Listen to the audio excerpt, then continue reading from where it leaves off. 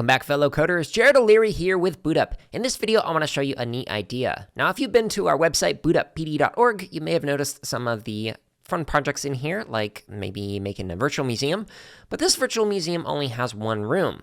However, I do have on our Scratch account a link to another virtual museum that actually has multiple rooms, so you can actually go to a room that has Eastern Shoshone artifacts and go to the left, which will have some Northern Arapaho artifacts. And so when you click, it will take you to a different location with some different items in here.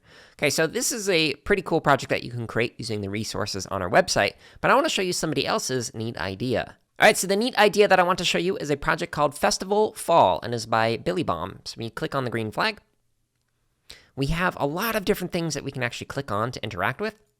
So for example, I can click here.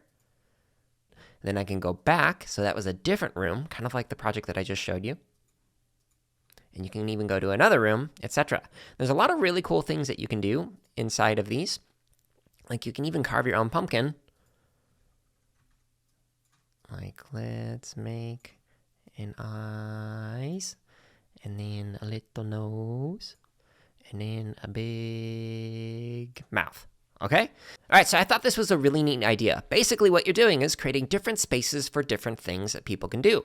So for example, we can click to change some of the different costumes. We can go to an outside scenery. We can actually go to a different room, and we have different things that we can do when we click on different objects in this particular space.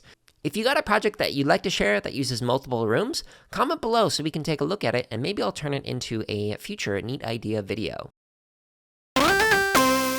Thank you so much for watching this video. Let us know something that you learned or created in the comments below. And make sure to subscribe, like, and check out the links in the description for even more free resources, such as videos, free lesson plans, and our podcast.